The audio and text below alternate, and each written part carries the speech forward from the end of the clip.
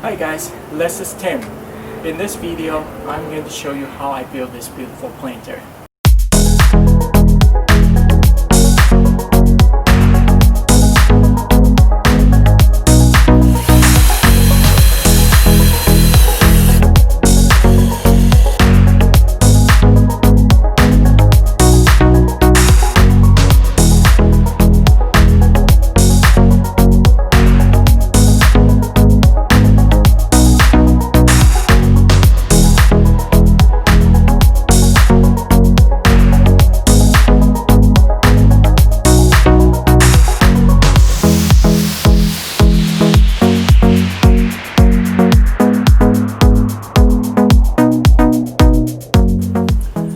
I've always thought about growing vegetables in this area, and finally I got around to building this planter a while back. It's a large planter, 13 feet long by 3 feet wide, which really enhances the look of this area. In this video, I'm going to share with you some of the lessons I learned from this project.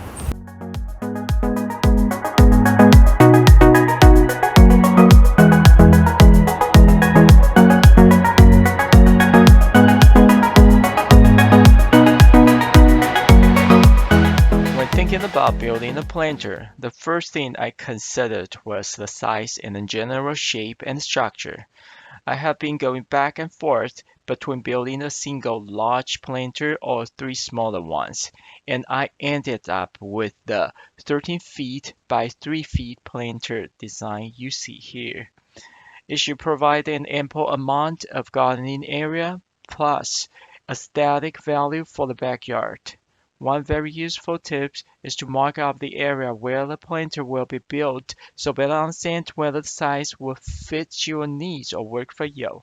After I decided on the size, the second question came by is the design and finishing. There are plenty of planter construction videos on YouTube, and 80% of them are always the same simple design. As this is my first wood project, I wanted something easy but nice looking. To be able to precisely count the amount of wood needed for my design, I created a simple model using Adobe Dimension, which really helped me understand the type and the amount of wood I needed for the order. For this project, I put a list of lumber used in the video description.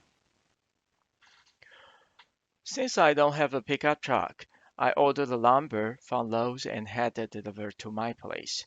The delivery was $80 and compared to the $240 I spent on the wood, it was expensive. Given we are in a global pandemic, I figured this was the best option I had. In general, delivery seems a better option when you buy a lot of lumber. By the way, most of Lowe's and Home Depot do provide free cutting services. I got this new miter saw to start the project, and this is my first time to use a miter saw. Be sure to measure and mark lumber with a pencil before cutting. A miter saw is capable of cutting with high level of precision, and as I say, measure twice, cut once. I suggest cutting all pieces at once before you start assembling, as it took some time to get miter saw ready and clean up at the end. Some lumber is not 100% straight. It may be curved or twisted. Try to cut as precise as possible. One final thing to note here is that the lumber advertised as 2 by 10 is actually 1.5 by 8 when measured, which also varies. Remember to adjust the cutting length accordingly. Given this is a large planter, the final product will be very heavy and extremely difficult to move around. It would be best to build the planter as close to where it would go. As I still have to stain the planter at the end, I kept some space between the planter and the fence, and once finished, it can be pushed in easily. This project also requires planing assembling wood into major pieces of a manageable size, and put the pieces together at the end.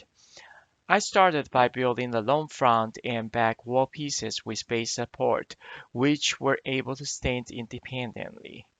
It's popular to use deck screws for this type of project because of the simplicity and the sturdiness they provide. All you need is a drill. which can also be used as a power screwdriver. I highly recommend pre-drill a pilot hole before you put in the deck screws. Some part of the timber is denser and harder to put in the screws directly. Just a note, for the project size, it's impossible to screw manually. You will need to handle about 200 screws.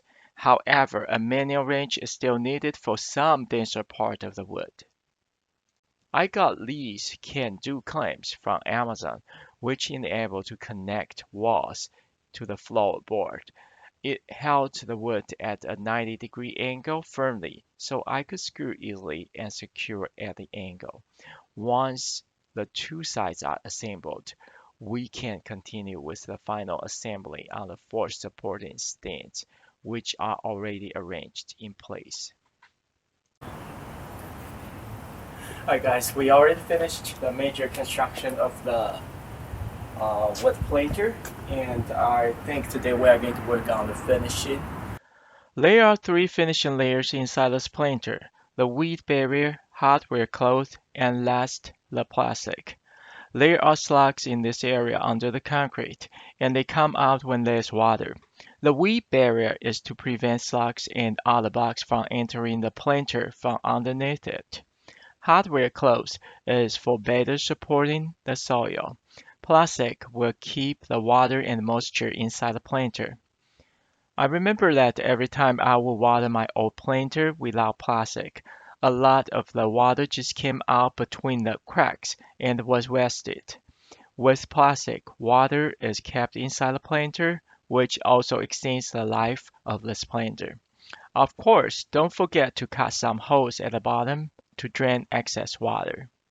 All three layers can be attached easily with a staple gun.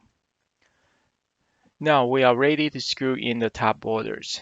The top gives the planter this nice finished look. For this screw, I needed manual wrench after using my power screwdriver, as the wood at this location just happened to be denser and make the screw tight.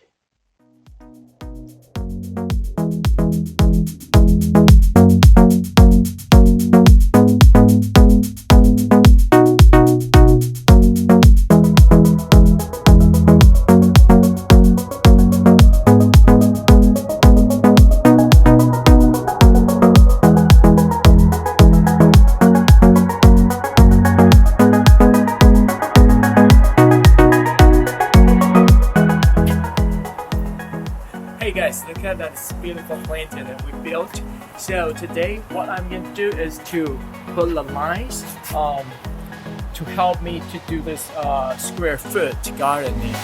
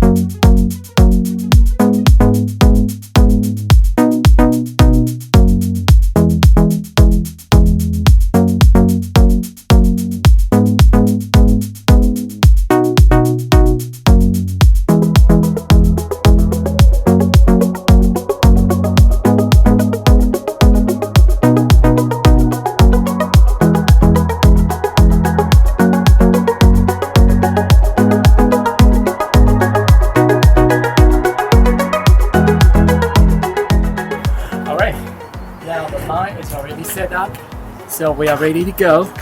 Start planting our seeds.